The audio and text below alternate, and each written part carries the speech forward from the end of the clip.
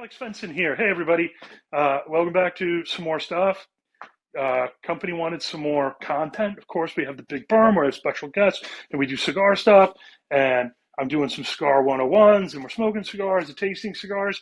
But I thought, okay, well, if they want me to film more stuff, something else I love to do is friggin' cook. On top of that, on Discord, I had some questions about some stuff that I was making. So I thought, why the fuck don't I just film like a cool little cooking thing? A lot of people don't know this, but I'm just as passionate about food as I am cigars. And I've been cooking for decades. And during the pandemic, I even had a chance to get some professional training, which was awesome. A good friend of mine who is a fairly well-known chef has some Michelin training during the pandemic. He kind of couldn't work, and I was always wanting to do more of like formal training and cooking. So we teamed up and we would cook pretty much all the time, and it was amazing. And I learned all about food science and how recipes come together, and you know, got some my sauce game up to speed, and learned so much about food. It reminded me so much of like my cigar journey of just interacting with a bunch of people and learning about the tobacco and the process and how cigars made. It's very much the same on the cooking side.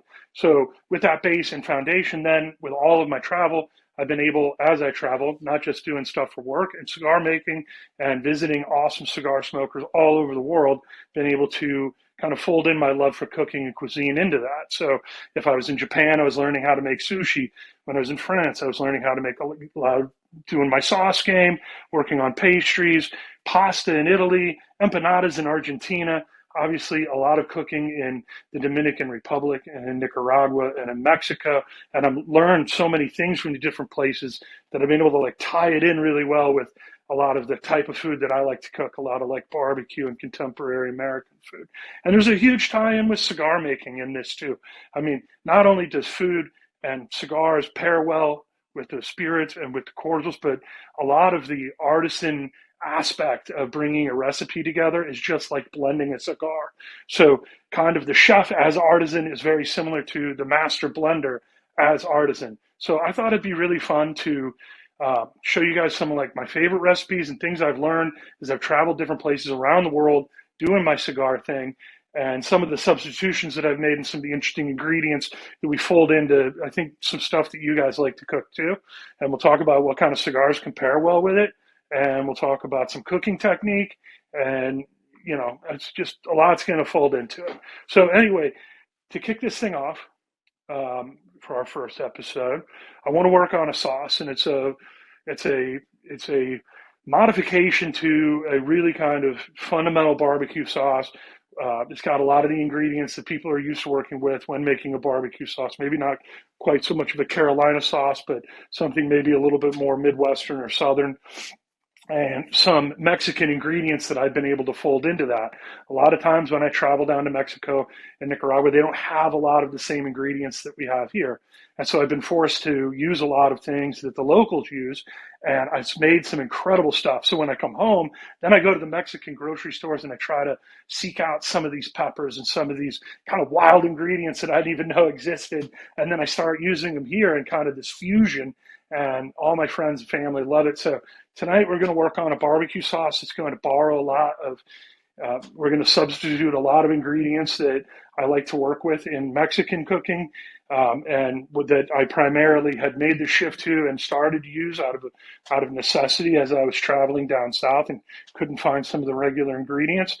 And we're going to combine that sauce just because we need to make it with something with a pork tenderloin, so something you can find, you know, anywhere. So first thing I want to do, the basis of today is really going to be the sauce. We are going to make the pork, so we have something for the sauce to go with. And then obviously if I serve this tonight for dinner, there'll be some broccoli and baked potatoes and stuff, but we're not going to get into that. Just want to focus on the sauce, but we're going to make the pork, so we got something that it can go with. So let me grab the pork tenderloins. We're going to make a quick marinade. The marinade is definitely inspired by a lot of Mexican ingredients or things that are very Latin inspired, but they're very easy to find at any grocery store here. Once we get into the sauce, it's going to get a little more complicated, but don't worry, I'll show you some stuff. So let's get, first things first, our pork tenderloin marinade going. That way I can get in the fridge, get these tendies going for a half hour in the marinade. And while that's happening, we can drum up the sauce. So let me grab some measuring spoons. What do we got here? Here we go, half teaspoon. That'll work. So let's start with chili powder. So here we are. Whoa. So I'm just going to do, this is a half teaspoon. I like working with a half teaspoon. If I just need to use multiples, I use multiples. So we're going to go 2 teaspoons. So I'm putting in 4 half teaspoons because we need 2 full teaspoons of chili powder. Cool. Next up, we're going to put in 1.5 teaspoons of cumin. Cumino is the Spanish word for it. I'm going to do 3 of these because it calls for 1.5 teaspoons. Boom. Just like anything cooking, you can also kind of make your own creative substitutions and all that fun stuff. Nothing ever really has to be exact. So garlic powder, I'm going to do 1.5 teaspoons here. So I'm going to do 3 half teaspoons. 2 and 3. Perfecto. Let's do 1.5 teaspoons kosher salt. I love using kosher salt. If you're using the iodized stuff, just use less kosher salt. You can be a lot more aggressive with it. And it is just better. Let's go with 1.25 of black pepper. This is 1. There's 1 teaspoon, and then we'll just grab a little bit of that. There we go. So 1.25 teaspoons of black pepper. Then we're going to do 1/2 teaspoon paprika, 1/2 teaspoon oregano. And that'll round out our seasoning for our marinade, which is almost a rub, really, for this pork. So here's a 1/2 teaspoon of oregano. So I'll post this recipe here, hopefully in the video, or Steph will. But again, we're talking 2 teaspoons chili powder, 1.5 teaspoons cumin, 1.5 teaspoons garlic powder, 1.5 teaspoons kosher salt, 1.25 teaspoons black pepper, 1/2 teaspoon paprika, 1/2 teaspoon oregano. Then I'm going to want to add about 3 tablespoons of olive oil. This is more about getting to the texture and consistency that you want. I say, 3 tablespoons, but for me, this is really just about getting it into the kind of consistency I want. I want it to be pretty pasty, but I also want it to be wet enough that I can really get it rubbed in and stretch it out over my tenderloins. You're going to want about 2 pounds of pork tenderloin for this amount, or you can do 2 smaller pork tenderloins, which is what I'm doing this time around. So with a whisk and this olive oil here, we're just going to get this really well nicely combined here. I'd say that, yeah, it's probably about 3 tablespoons of olive oil. Again, I mean, you can go a little heavier, a little lighter if you want it more pasty or if you want it more thin. So let's go ahead and get these pork tenderloins in here.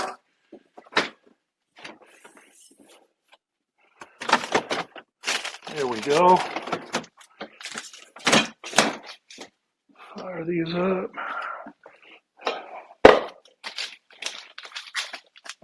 So you can get your pork tenderloin, obviously, from the grocery store or wherever. I always am a big fan of supporting a local butcher. They tend to have the best meat. I like the good organic grass-fed stuff. Also, if you don't have a good butcher by you, highly recommend a company called Wild Fork. They're just opening retail locations. I got a few by my house, actually. But they do a lot of mail-order meat, and they got great stuff. They got grass-fed beef. They've got all kinds of exotics, too. Elk, axis deer, venison, wagyu. All right, so I'm just going to work these tenderloins here into the marinade. Get them nice and coated out. Even distribution here. Awesome. Hands a quick rinse.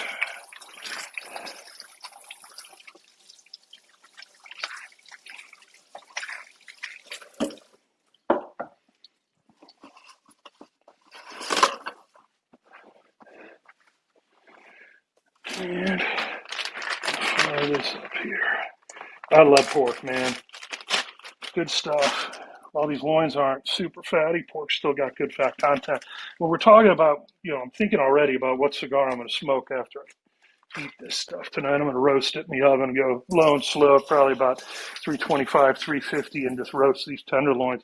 But I'm thinking a lot about what cigar I'm going to want to smoke after I eat this good stuff.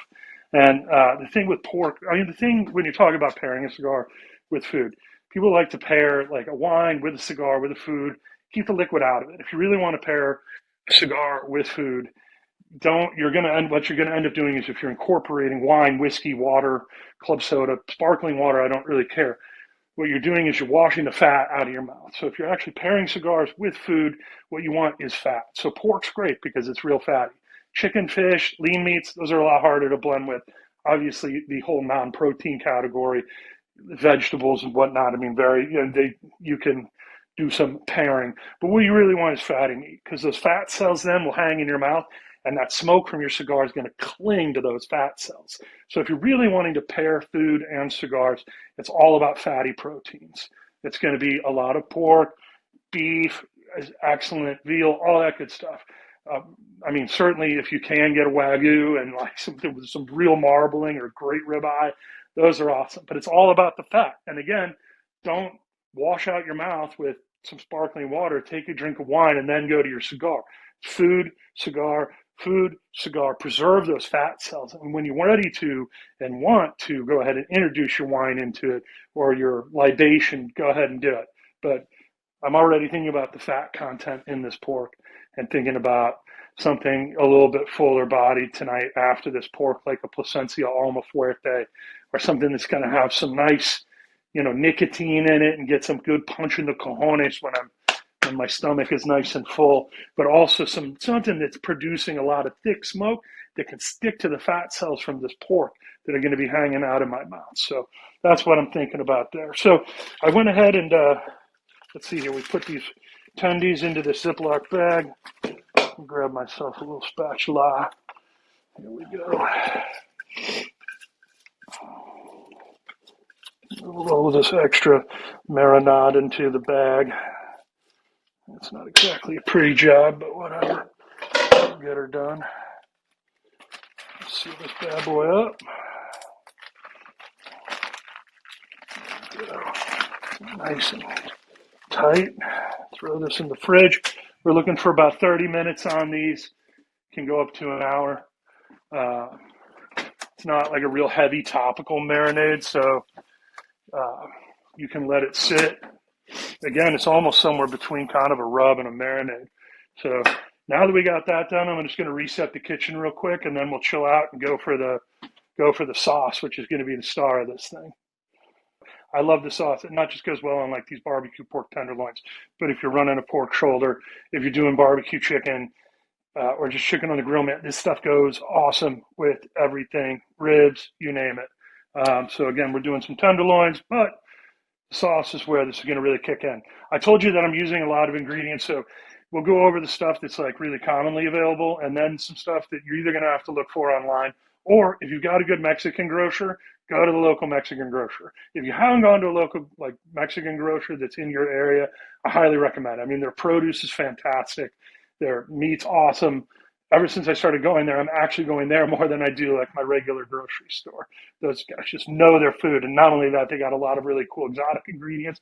And you also live somewhere where there's like a large immigrant or Latin community. A lot of times your local, grocery store will actually have a pretty impressive Latin food aisle in their international selection. So let's start out by going over, some of the stuff that you're going to want to look for in your Mexican grocery. I'm going to step over here so you have a better look at this stuff. But here's what we're working with today. I've got some blue agave syrup. This you can pretty much get at any grocery store. This you may have to find online. Not even all Mexican grocery stores have this. Certainly not ones with Mexican aisles in a standard grocery store. This is called Piloncillo. This is Piloncillo is how it's pronounced. And let me walk it over here and show you. Piloncillo. So what is Piloncillo? It's a raw cane sugar.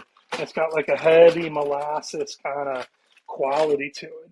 And they come in these little mounds, and they're just killer. So we're going to use a mound of Piloncillo. Mexican oregano. A lot of people show you guys this up close too. A lot of people tend to think that Mexican oregano is just sage. It's not. It is definitely its own thing. See it all the time when I'm hunting down in South Texas, which is a lot of fun. Okay, guajillo peppers. This is what we're going to be using for the sauce, and I'll explain how, why, when, all the fun stuff.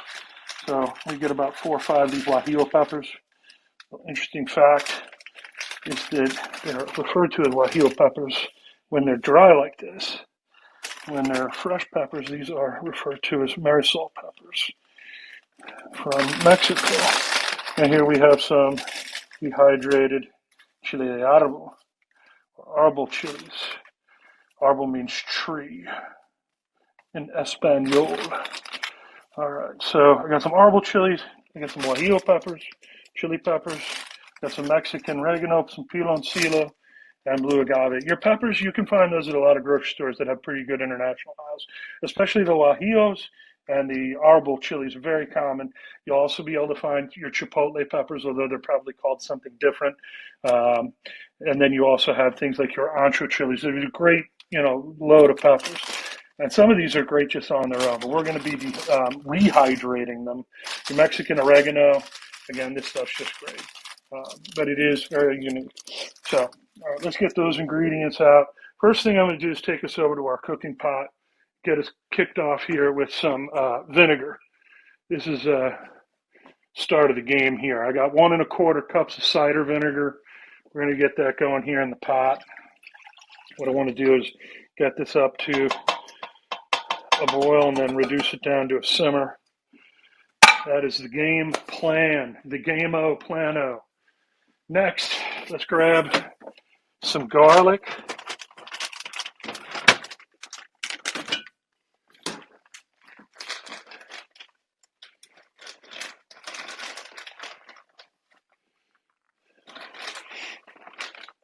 I'm going to keep these garlic whole. They're not actually going into the sauce.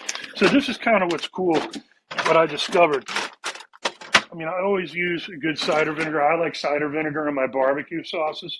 But what had happened was kind of how I stumbled onto this idea of incorporating these chilies into my barbecue sauce happened when I was actually rehydrating these chilies and pickling them, because I just like having them in a little container in my fridge for when I want to add some heat to a meal. And I got these beautiful marinated guajillo chilies and arbol chilies and chipotle chilies.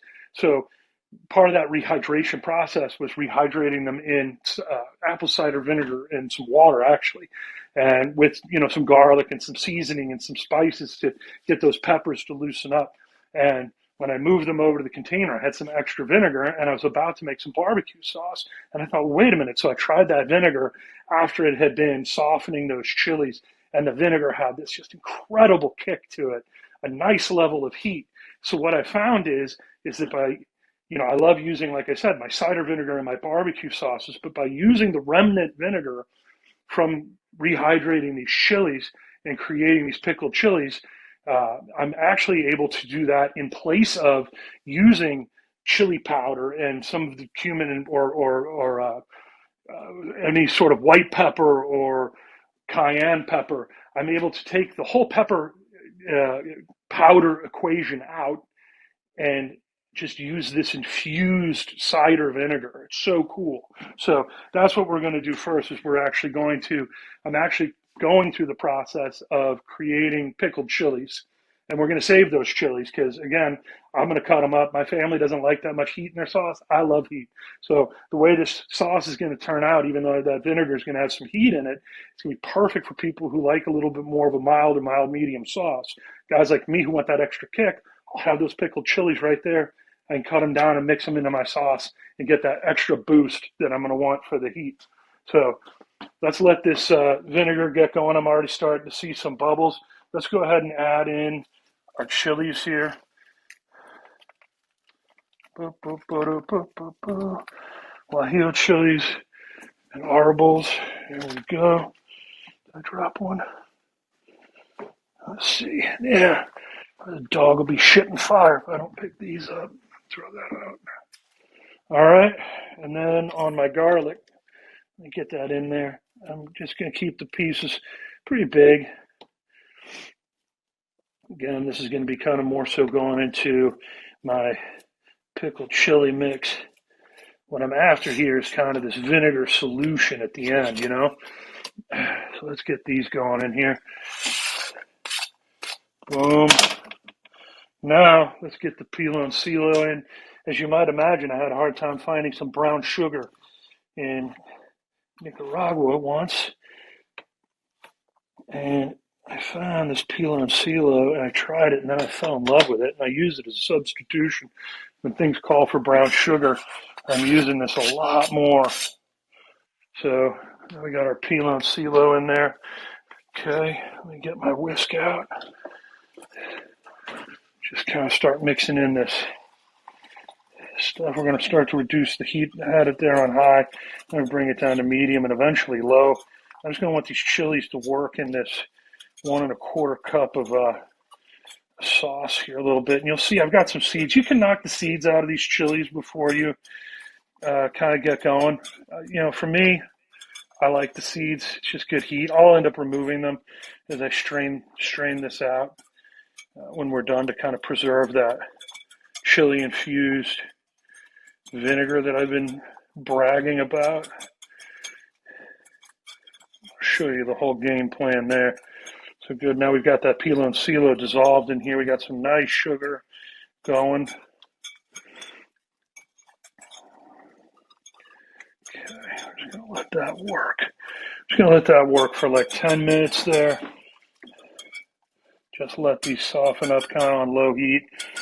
Just let those flavors develop. And we'll be right back. I'm going to just let that sucker run for a while. Oh yeah, we'll be back. All right, so it's been about 15 minutes. I did a little cleaning in the kitchen and got to work on like my potatoes and my broccoli that I'm rounding out to start with. But I'll show you what's going on with the peppers here.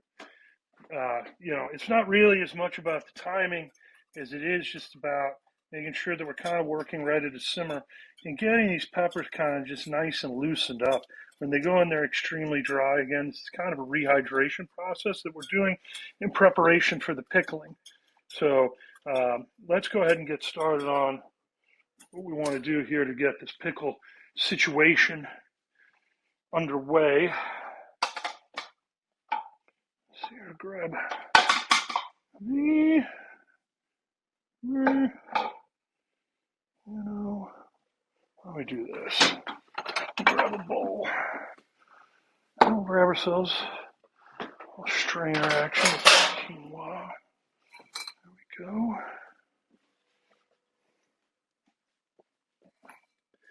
I want to save the vinegar. Big part of this.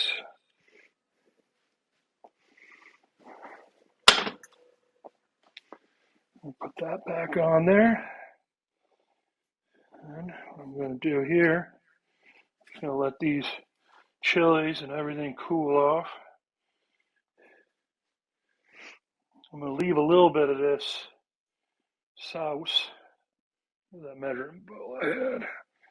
I don't know if we're still working with 1¼ Let's see here. Yeah, we're working with about a cup. That's cool. What we'll do is we'll take, let's see here, a couple tablespoons of this vinegar. I'll show you what we're going to do with that. A little bit. Let that cool off. We're going to bring this back over here into our pot, which we're still rocking at kind of that nice medium low. We're going to let this cool off. We're going to let these peppers cool off, making a nice little mess for ourselves. Sweet. Clean that up before wifey gets pissed. It's one of those realities. All right.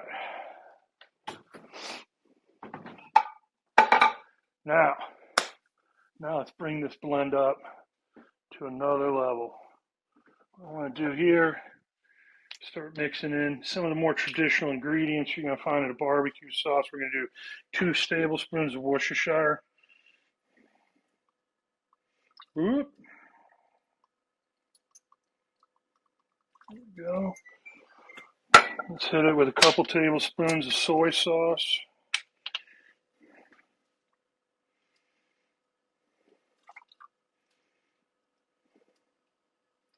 There we go. Now, a lot of guys use honey, and you can get some great honey in Nicaragua.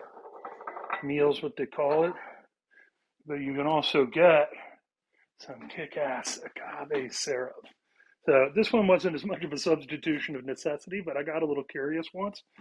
The syrup was sitting out because we were making some margaritas, and I was like, let's give it a shot. Came out great. So I'm going to add in a couple tablespoons of agave syrup. There we go. Seasoning. Let's mix in some kosher salt. About a teaspoon. Go. And black pepper. Go ahead and work these black peppercorns. Move this out of the way here. Clean up my workstation. You can just use fresh ground black pepper. Do it yourself out of the grinder. I like it fresh.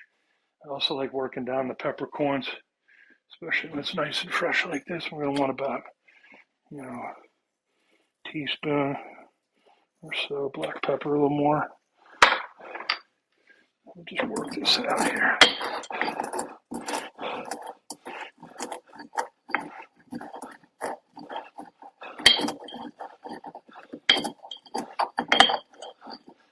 Just unlocking that flavor from the peppercorns. Peppercorns by themselves really don't have anything going on. You got to bust them open.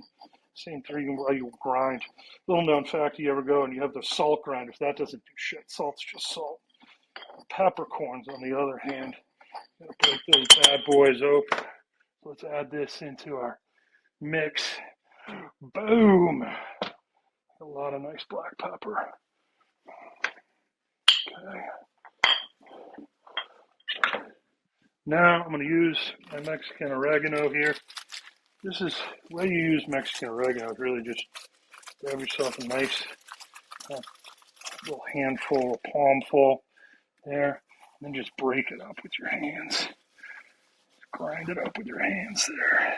Yeah, that's a lot of Mexican oregano, but I love this stuff. While it isn't sage, like I said, it's a great substitute for some of those kind of sagey ingredients that people like in their barbecue sauce.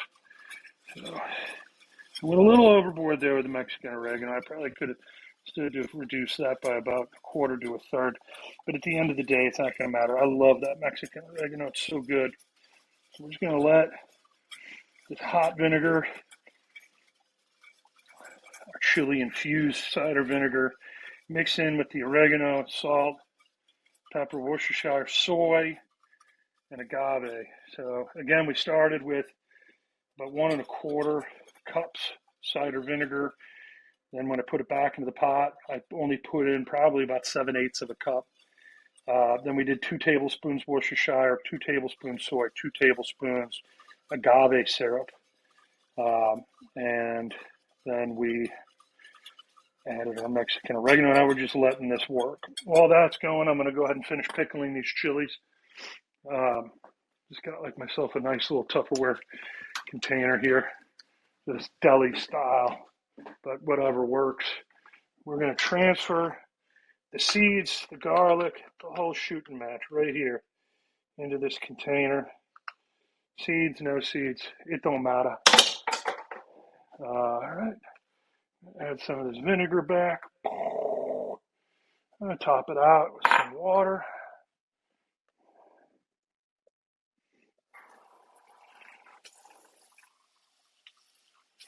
A little more vinegar. add a little extra cider because I don't want to steal that good hot vinegar from my solution. But in the end, we went about 50% water, 50% vinegar. And again, this vinegar was already cooked in with that Piloncillo, that raw cane sugar. So, you know, a lot of people, when they pickle something, they like to have salt and sugar in here. This is kind of already ready made. So I'll go ahead and just let those chilies, this will keep in the fridge for a while. And I'll just dig these chilies out of here. The Guajillo chilies are real nice. They're kind of mild. They got a little smokiness to them. If you want something that's just not going to overbear your palate, I recommend those Guajillos. But the Arbol chilies, they're like red pepper, baby. I mean, they're very hot, very good. Sometimes I'll cut up a little bit of everything. Sometimes I'll even mix in some of the vinegar. But we've got some of those garlic cloves and everything going on in here. So I'm just going to put this in the fridge, and I'll save this for the week. Might put it on a burger, might put it on a hot dog, might put it on anything. Certainly, I'm going to cut some of this up and put it on my pork tonight. All right. Now that we got this going, let's come back over here. Get some nice whisking going. Get this liquid nice and combined. And then we're on our last step here, which is just the easiest part. And this is definitely a U.S. thing.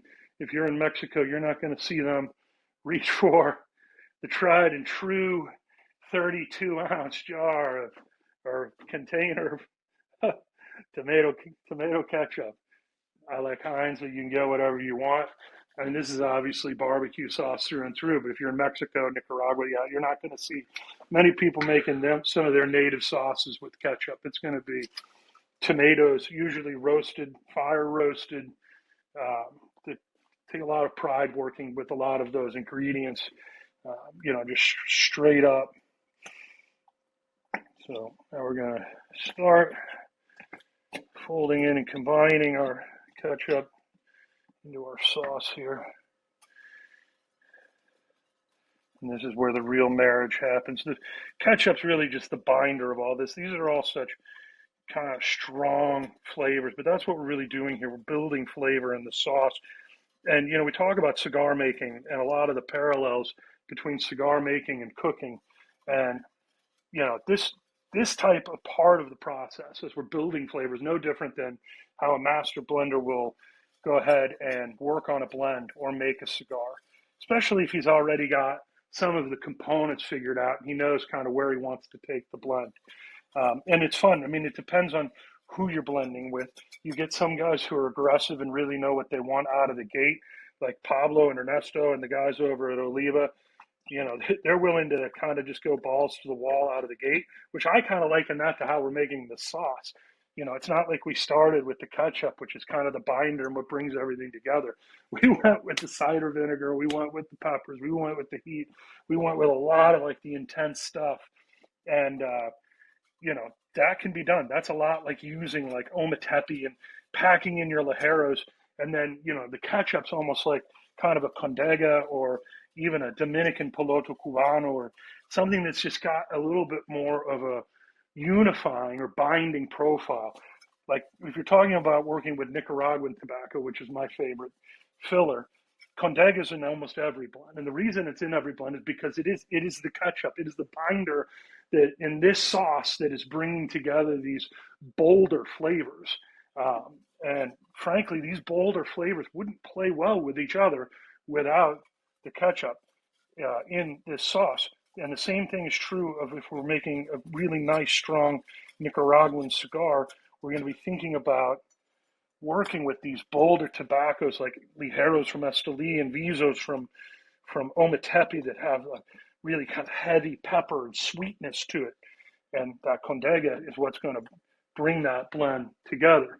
Some guys might start with some Condega and working in some of their more dominant tobaccos, and other guys will do just like we're building this sauce and just go right for the cojones and the balls right out of the gate, put the bold stuff in there, then start working in your more binding and unifying tobaccos to round it out. So I'm going to keep adding this ketchup just to get it to the right consistency. that I want here and finish my barbecue sauce. And then I'm just going to let it sit and simmer for about 30 minutes while that pork tenderloin finishes marinating. I'll go ahead and preheat my oven to 350. I'm doing 2 small pork tenderloins, about a pound each. You're going to want to, if you got a 2-pound tenderloin, you're probably going to want to bake it for, I don't know, about 40 minutes on 350. About 20 minutes per pound is about right at 350. I'd be doing it outside, but it's a little gross outside. And I just like low and slow in the ovens. Nice and easy. I don't really feel like cleaning my grill today. Although I've made a proper mess of this kitchen, that's for sure. So I'm going to do all that. And then I'm going to stink this house up with a Placencia Alma Fuerte. It's about time we give this sucker a little taste. Still want to run this on a simmer for about 30 minutes and let all these flavors kind of harmonize and build and work together. Oh, whew, baby. Got a lot of acidity in it still from that vinegar.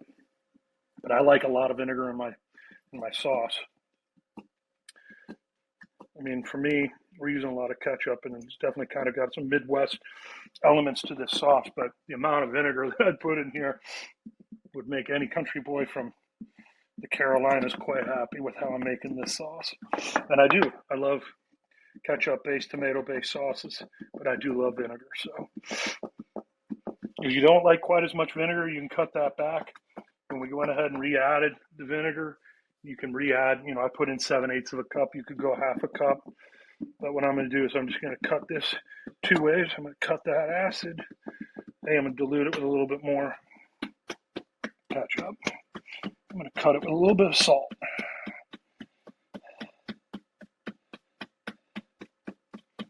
But I do like me a lot of acid. So this is coming out just the way I want. But I'm going to cut some of that with some salt here. There we go. And what I like is that acid's also where that heat is from those chilies. So not only am I getting a lot of acid in my sauce, which is, again, is the way I like it. If you don't like as much acid, I'd tell you to go only with about a half a cup of that cider vinegar when you put it back in, that chili infused cider vinegar, because you can always add a little bit more at this step. But not me. I know I love it, so I just go balls in. I'm just going to let this cook and combine. Give that another taste here. Oh, yeah. God, that's great. It is rich. We are building flavor. So from here, I'll put this up kind of medium-low. Just let this sauce work for like 30 minutes. So we have our pork, which I'm going to throw in the oven at 350. Again, I'm just going to wait for it to hit about 140. Then I'll take it out, let it cool off on the counter.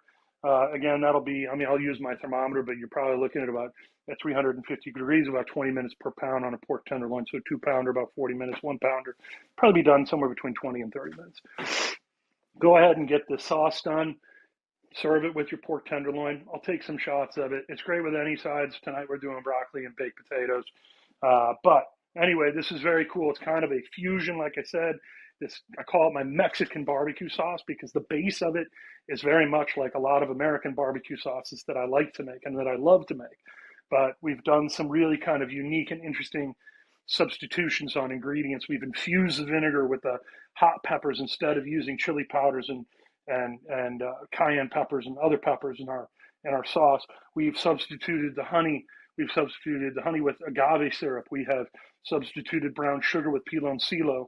We have also introduced, instead of like a lot of the sages and other herbs, we've worked with the Mexican oregano. So again, hit up your Mexican butcher or your Mexican grocer.